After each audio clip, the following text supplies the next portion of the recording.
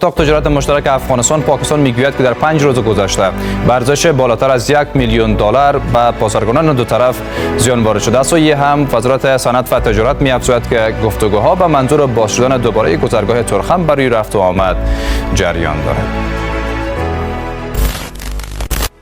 Timnas Indonesia U17 asuhan Bima Sakti sedikit mendapat keuntungan, walaupun tidak terlalu mudah namun juga tidak terlalu sulit.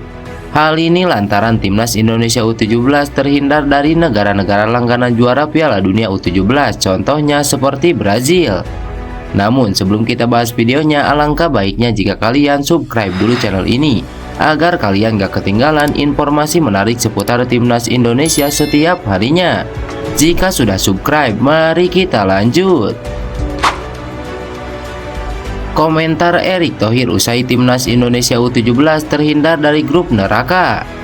Ketua Umum PSSI Erick Thohir mengatakan bahwa skuad Garuda Asia julukan Timnas Indonesia U17 tidak perlu gentar setelah mengetahui bahwa hasil kecocokannya cukup bagus. Timnas Indonesia U17 terundi dalam grup A sebagai tuan rumah. Skuad asuhan Bima Sakti bisa bertemu dengan tim-tim besar.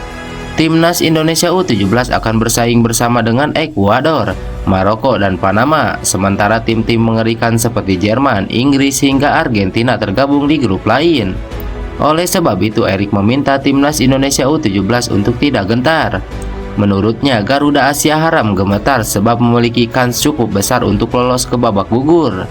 Erick menegaskan drawing yang dilakukan dua legenda Julio Cesar dan Stephen Apia merupakan kecocokan terbaik. Pria yang juga Menteri BUMN itu ingin Timnas Indonesia U17 menunjukkan bahwa mereka layak mentas di Piala Dunia U17 2023. Jangan gentar, walaupun kita lolos otomatis sebagai tuan rumah. Mari kita tunjukkan kalau kita juga pantas tampil di ajang Piala Dunia U17 ini. Ini kecocokan terbaik, saya punya harapan lain tapi tidak terwujud. Jika kita melihat 3 negara yang menjadi calon lawan, kita punya harapan, semoga kita bisa lolos dari penyisihan, kata Erick Thohir. Lebih lanjut, Erick Thohir kembali menegaskan persiapan Timnas Indonesia U17 jelang Piala Dunia U17 2023 tidak main-main. Selain sudah menggelar seleksi di 12 kota, Timnas Indonesia U17 nantinya juga akan diperkuat beberapa pemain diaspora. Salah satunya pemain Sao Paulo FC Welber Halim Jardim. Kita terus berupaya membentuk timnas kelas dunia. Seleksi sudah dilakukan, bahkan kita memantau pemain yang berdarah Indonesia atau diaspora yang bermain di luar negeri. Ada yang sudah siap bergabung. Hasil uji coba melawan tim U17 Korea Selatan yang merupakan peringkat 2 Asia kita juga bisa imbangi, hanya kalah tipis 0-1, ungkap Erick Thohir. Selain menggelar seleksi di 12 kota dan berburu pemain diaspora, Timnas Indonesia U17 akan melakoni pemusatan latihan lanjutan di Jerman. Sebelum beradu dengan tim-tim kelas dunia, anak asuh Bima Sakti direncanakan untuk menjajal tim-tim junior di Liga Jerman. Bima Sakti optimis Timnas Indonesia U17 mampu lolos ke 16 besar. Pelatih Timnas Indonesia U17 Bima Sakti optimis tim asuhannya mampu lolos ke babak selanjutnya, babak 16 besar Piala Dunia U17 2023 setelah mengetahui Indonesia berada di grup A bersama Ekuador, Panama, dan Maroko. Babak 16 besar sendiri nantinya diisi oleh peringkat 1 dan 2 dari 6 grup dan juga 4 peringkat 3 terbaik.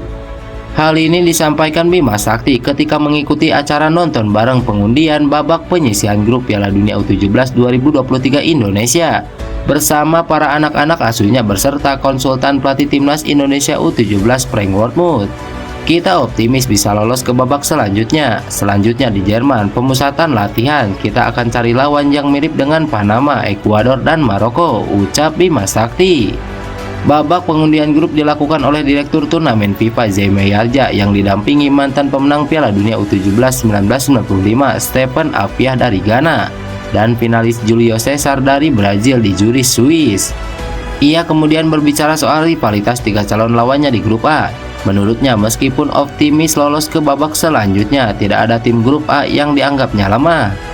Pemain jangan pernah takut, harus yakin berikan yang terbaik buat negara.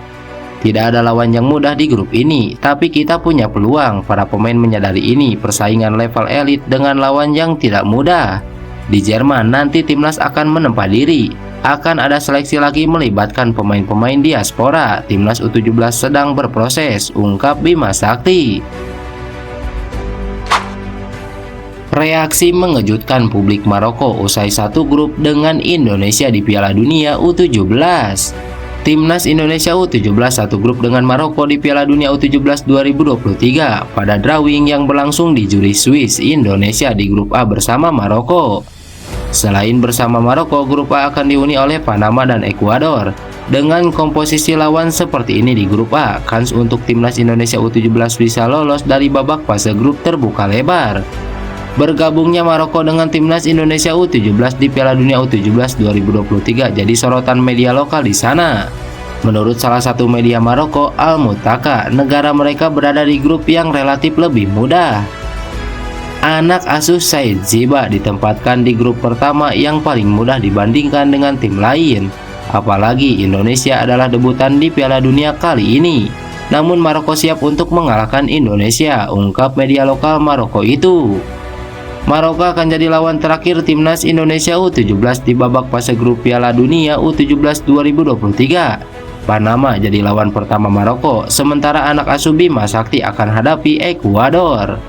Laga perdana Timnas Indonesia U17 melawan Ekuador akan direncanakan berlangsung pada 10 November 2023 mendatang.